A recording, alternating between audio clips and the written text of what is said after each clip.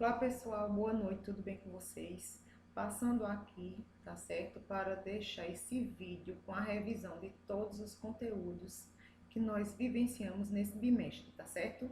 Como o quantitativo de estudantes que participaram pelas aulas no Google Meet foi muito baixo, muito pequeno, eu resolvi fazer esse vídeo, tá? Com a revisão dos conteúdos para que vocês possam ter acesso às explicações e assim, consequentemente, terem um bom desempenho na nossa avaliação de língua portuguesa, que será logo mais. Combinado? Vejam só, o primeiro assunto que nós vimos nesse bimestre foi a crônica, né? Então, para nós podermos entender melhor o que é crônica, a gente precisa entender o conceito de crônica, né? Então, crônica é um tipo de texto que aborda acontecimentos do dia a dia, né? De uma forma diferenciada, claro. Então, a crônica ela é muito encontrada nos meios de comunicação, como revista, como jornal, como rádio. E a crônica tem como objetivo fazer uma análise crítica das situações cotidianas, possibilitando ao leitor uma reflexão sobre os fatos, sobre os assuntos do dia a dia. Se a gente for fazer uma análise da etimologia da palavra para a gente poder se familiarizar melhor com o gênero, a gente vai entender que o elemento radical que forma, né, que compõe a palavra crônica, o radical cronos, ele vem do grego, que significa tempo. Né? Na tradução clássica, o deus Cronos representava o tempo. Então a gente já começa a perceber aí que a própria etimologia da palavra ela vai trazer, né, dentro do próprio significado do prefixo esse conceito de crônica para que a gente possa ir se familiarizando com o gênero. Com relação às principais características da crônica, a gente pode analisar como o primeiro, que é uma narrativa curta. Né? Então, por tratar de assuntos cotidianos, por tratar de assuntos factuais, a crônica ela tem vida curta. Né?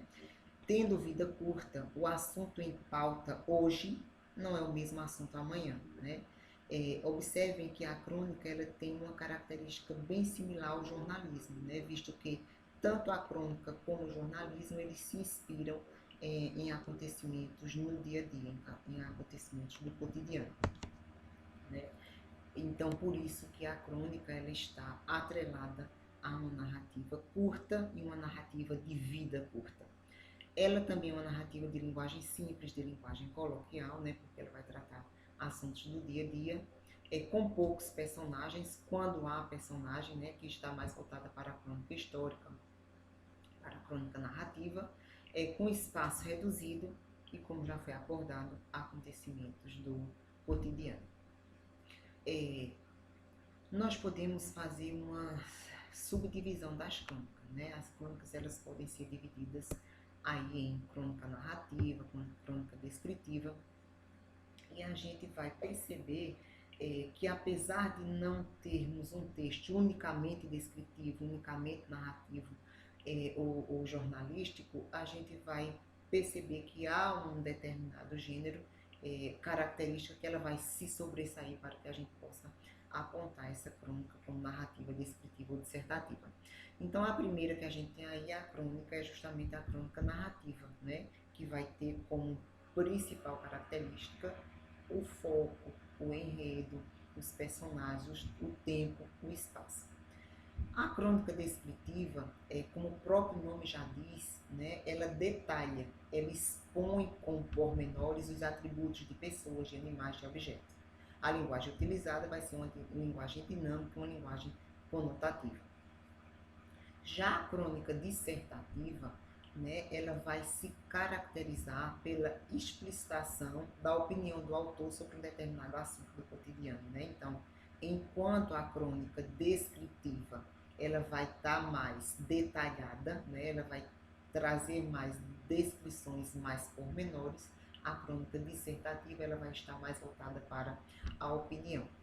A crônica jornalística, né, se a gente for analisar aí as características da crônica jornalística, ela vai estar voltada justamente para os meios de comunicação, né, para aquelas crônicas produzidas pelos meios de comunicação, onde eles utilizam temas da atualidade para fazer as reflexões. São as crônicas que são mais veiculadas, né? São as que talvez a maioria das pessoas tenham mais acesso. A crônica histórica, né, ela é marcada por relatar fatos ou acontecimentos históricos, também com personagem, com tempo e espaço definido, né? A crônica histórica ela vai se aproximar muito da crônica narrativa. Nós podemos, fazendo uma alusão histórica, nós podemos trazer como exemplo da crônica histórica a Carta de Pero Vaz de Caminha, né?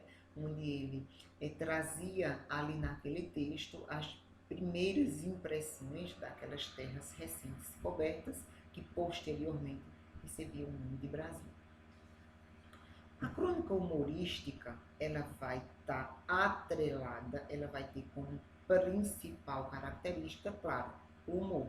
Então ela é uma crônica feita para entreter, né, para entreter o público, né, que ao mesmo tempo ela se utiliza muito da ironia, né? Se a gente assiste muito ao Jornal Nacional, o Macaco Sabino, né, um dos cronistas, né, que a gente pode citar aí.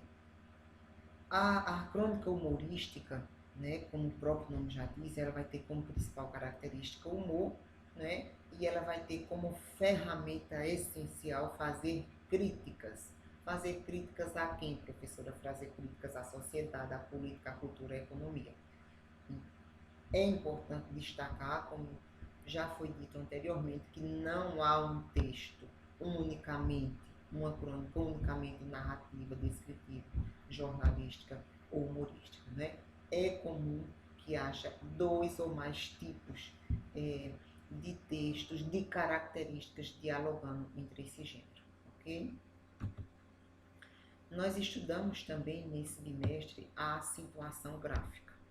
Para nós termos uma segurança sobre a acentuação gráfica, a gente vai ter que fazer referência ao assunto anterior, vai ter que dominar, na verdade, esse assunto anterior, que é a questão da classificação das palavras quanto à sílaba tônica, né? As palavras quanto à tonicidade, elas podem ser classificadas em oxítonas, paroxítonas ou proparoxítonas. Para isso, a gente tem que entender que as oxítonas têm a última sílaba mais forte, as paroxítonas a penúltima sílaba mais forte e as proparoxítonas a antepenúltima sílaba mais forte. Entendendo isso, a gente vai poder se apropriar das características, né, das regras de acentuação gráfica, que vai ser justamente, né, dentro dessa divisão. A acentuação das palavras oxítonas tem uma regra específica, das paroxítonas tem uma regra específica e das proparoxítonas também. Começando pelos monossílabos tônicos, né, que são aquelas palavras formadas só por uma sílaba, acentua-se os monossílabos tônicos terminados em A, E, O. Pá, né, lê, vê, pó, são alguns exemplos. Acentuam-se também os monossílabos tônicos terminados em EI, EU ou OI. Reis, céu, dói. Com relação às oxítonas, né, a gente vai acentuar as oxítonas terminadas em A, E e O, seguidas ou não de S, em e ens. Por exemplo, cajá, pajé, giló, também, parabéns, armazém, são alguns dos exemplos que podemos citar. Quando a gente vai para as regras das paroxítonas, é uma regrinha um pouquinho maior. As oxítonas, acentua-se apenas as oxítonas terminadas em A, E e O, seguidas ou não de S, em ou ens. Já as paroxítonas, a regrinha é um pouquinho maior, né? Então, acentua-se as paroxítonas terminadas em R, X, N, L, PS, terminadas em I, seguidas ou não de S, em US, uns, ans e de tom. Então, a regra de acentuação das paroxítonas ela é um pouquinho mais longa, mas a partir do momento que a gente se apropria, a gente vai poder escrever melhor escrever de forma correta, né? Escrever de acordo com a norma culta da língua. Então, isso faz muita diferença no nosso dia a dia. Então, podemos citar aí como exemplo das paroxítonas, caráter, látex, hífen, fórceps, nível, bônus, albo, órfã, e também terminada em ditongo, né, como séria, nódua, água, argo, árduo. Não acentuam-se todas as paroxítonas, como a gente viu, né? Existem várias paroxítonas que não são acentuadas, como, por exemplo, as paroxítonas terminadas em A, E e O, elas não são acentuadas. As oxítonas, sim, acentuam-se. As paroxítonas não serão acentuadas.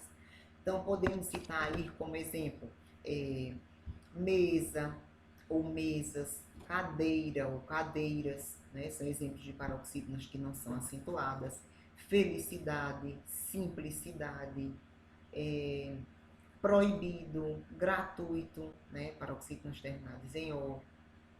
Item, hífens, são também alguns exemplos de paroxítonas que não são acentuadas, ok? Com relação às palavras proparoxítonas, eu diria que é a regra mais simples. Por quê? Porque todas as proparoxítonas, elas são acentuadas. Então, você identificou que a palavra é uma proparoxítona, que ela tem a antepenúltima sílaba mais forte, vai receber acento, tá? Então, lâmpada, pêssego, médico, método, empréstimo, estômago, todas as proparoxítonas são acentuadas, ok? Vocês receberam, né, um exercício de revisão. E nesse exercício de revisão eu tentei abordar todos os assuntos que nós vimos para que servisse como uma revisão, certo? Para vocês. Então, na primeira questão, vocês têm aí, são características da crônica, né? Nós vimos a definição de crônica lá no início da nossa aula.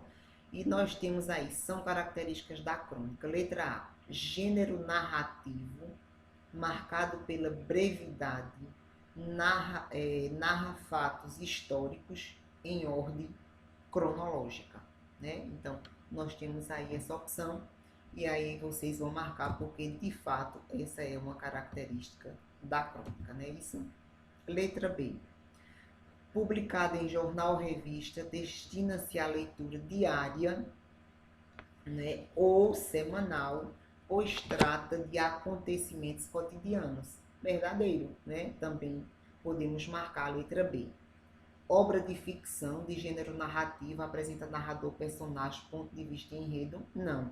Essa não seria uma característica da crônica, essa seria uma característica do conto, né? Uma obra de ficção não é característica da crônica. A crônica ela vai tratar acontecimentos do dia a dia, né? Tem vida curta, né? É uma narrativa curta, de linguagem simples, de linguagem coloquial, né? Porém, não é uma ficção. A letra D, a ficção está mais voltada para o gênero conto. Letra D diz, gênero que se define por uma pequena extensão, é mais curto que a novela e o romance apresenta uma estrutura fechada. Também não, essa seria uma característica do conto. A letra E diz, tipo de texto que se caracteriza por envolver um remetente e um destinatário geralmente escrito em primeira pessoa. Essa, né, seria muito fácil da gente identificar como errada, porque essa é uma característica da carta pessoal. Por último, a letra F diz, de acordo com suas especificidades, podemos destacar como tipos de crônica, a crônica descritiva, narrativa, jornalística, histórica e humorística. Ok, também marca essa opção como certa. Número 2.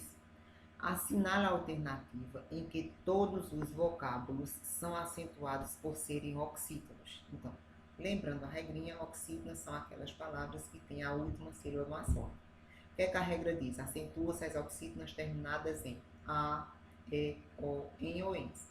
Qual é aí a alternativa que traz todas as palavras com a última sílaba mais forte e com essa terminação? Seria a letra A, não é isso?